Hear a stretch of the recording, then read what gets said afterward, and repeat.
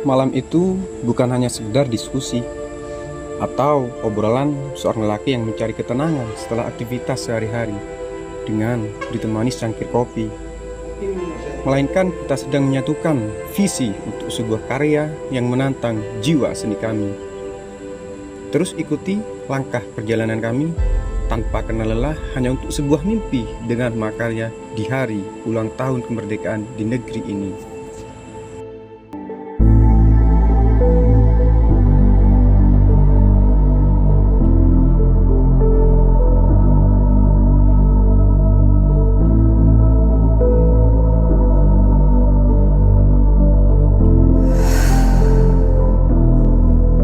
Hari ini kami melanjutkan diskusi yang terhenti malam itu karena harus diakhiri dengan waktu yang sudah beranjak pagi.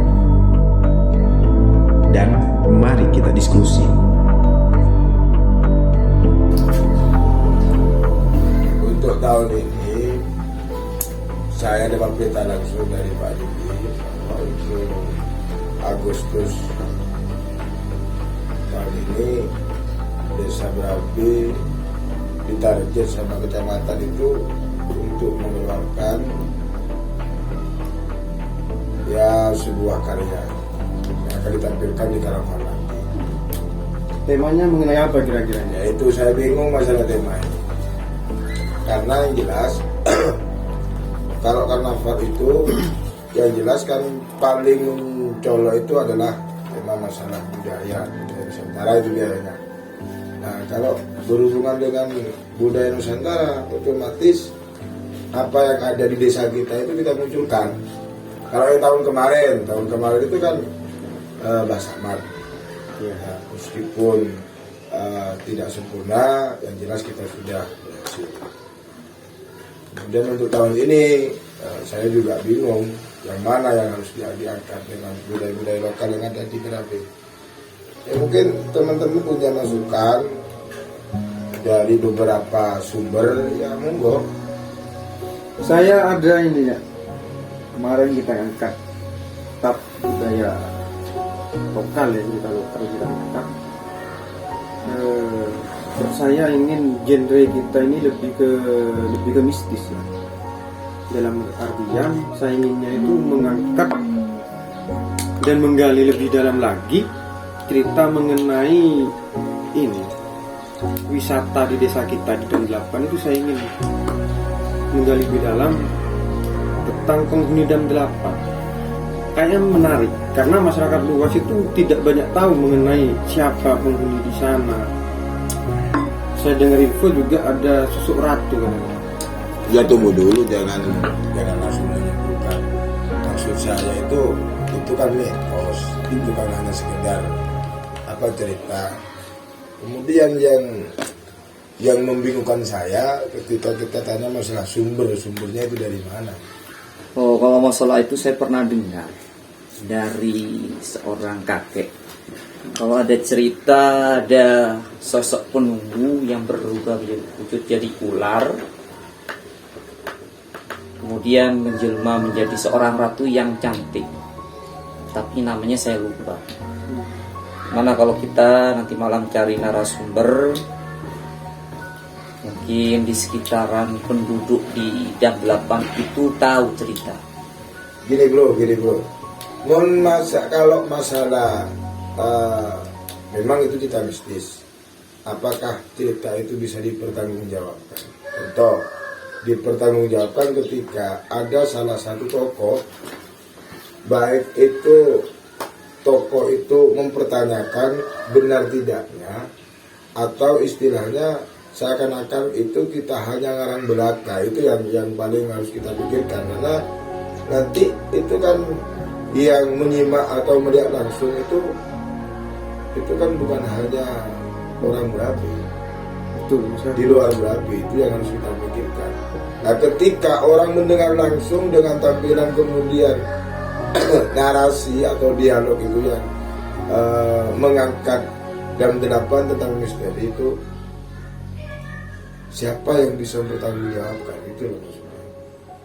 Karena setelah akhir dari pagelaran atau akhir dari event karnaval yang ada di Maron, nanti itu karena sekarang itu sudah zamannya medsos, pasti nanti banyak pertanyaan-pertanyaan. Nah, dengan pertanyaan seperti itu, siapa yang sekiranya bisa menjawab? Kalau saya pribadi, kalau hanya sekedar mendengar dan mendengar, Apalagi kemudian katanya. tidak bisa dipertanggungjawabkan, saya angkat tangan deh ya.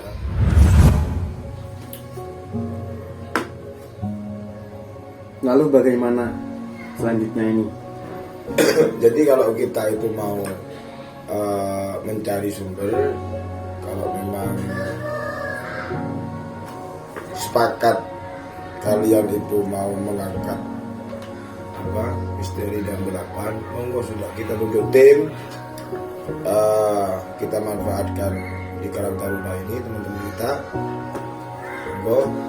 Tapi kita tidak bisa jalan-jalan sama-sama, kita punya bagian masing-masing.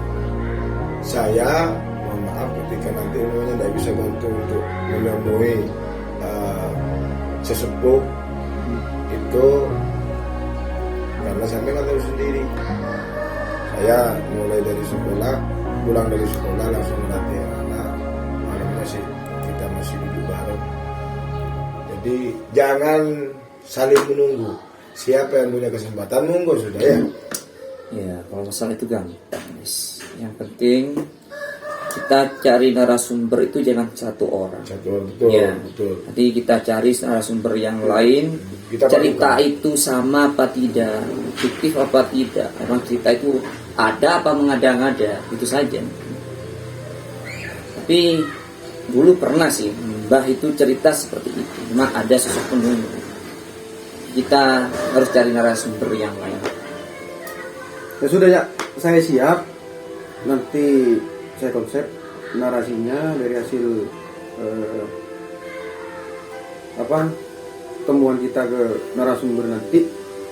Kira-kira siapa nanti yang bisa nemenin saya? Pasti sampean. Ya, Sampean enggak bisa. ya kita berdua Bisa nggak harus- nanti, ya, Damian? bagian Nggak bisa? cari ini ya. Saya tidak bisa. Cari Ya. asal usulnya cerita ini di mana. Bukan hanya cerita yang kita cari sih sebenarnya. Kebenaran dalam sebuah kisah itu ada apa tidak. Siap. Biar nanti teman-teman juga yang lain Karang Taruna itu juga konsep aksesoris juga ya. Kita sepakat nanti malam ya. Ya, tinggal menguak sebuah kisah ini cuma. Cerita ini di Oke, mana. siap. Yang akan kita bawa itu yang mana nanti? Apakah ada cerita lain selain penghuni Dam 8 ini? Atau mau cerita yang ada di sekitaran Probolinggo ini? Atau masih tetap di desa kita?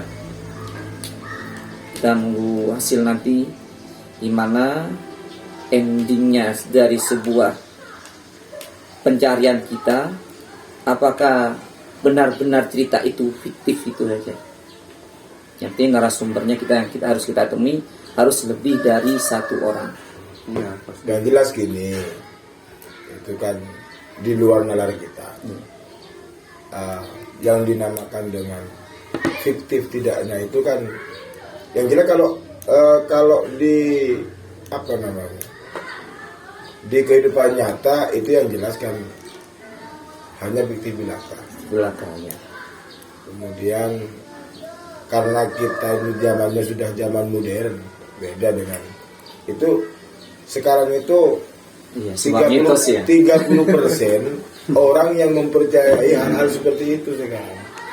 Kalau saya, karena saya itu memang keluarga saya itu memang hal-hal seperti itu memang sudah lumrah. Dan mungkin saya pernah ngomong, kita kalau tidak percaya pada hal-hal yang gaib, luntur keimanan kita seperti itu. Ya, salah satu bukti itu guys, auzubillahi minasyaitonirrajim itu kan buktinya ada setan sudah ya. Iya, tidak usah dipungkiri kalau itu sudah pasti ada itu. Siap, kita tutup pertemuan kita hari ini. Kita lanjut nanti Oke, malam kita ya. sukses kerja baru. Siap. Oke, siap. Sukses. Mari. Yuk. Dari sini langkah kita dimulai. Di momen ini, Mas Har menakudai persiapan latihan kami. Dari tari hingga koreo teatrikal persembahan Sri Ajeng Dewi Asih dan Dewi Rengganis.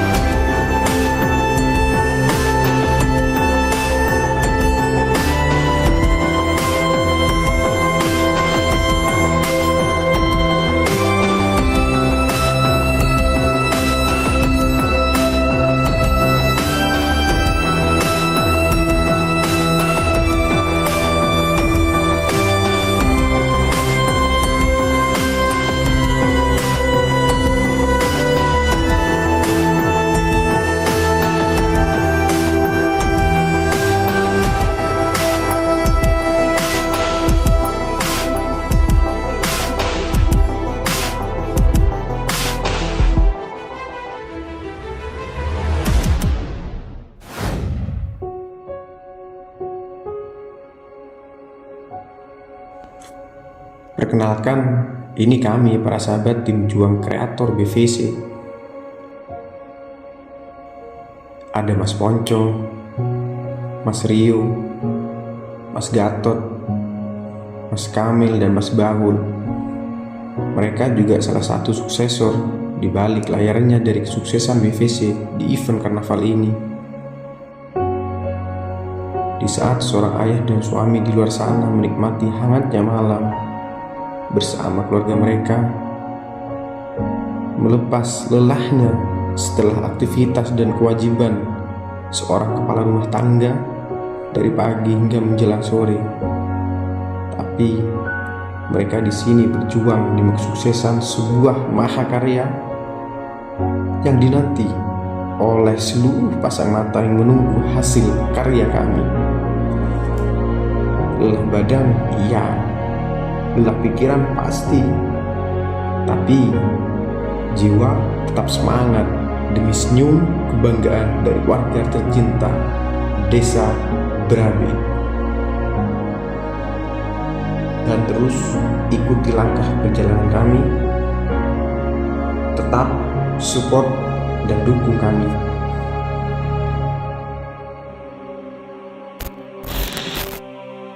Alhamdulillah, malam ini adalah akhir dari perjuangan kami. 29 hari yang tidak mudah dan sangat luar biasa. Malam ini kami diskusi bersama Bapak Kepala Desa Brabe, Bapak Sunardi. Kita diskusi mempersiapkan untuk esok di event yang ditunggu-tunggu ini.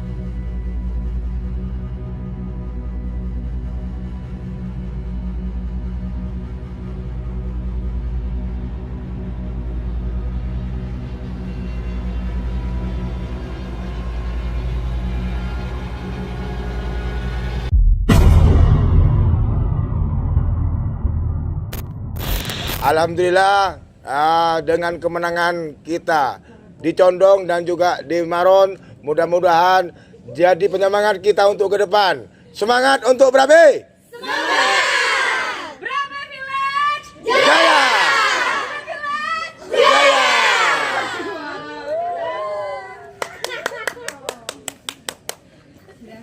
Muah, muah.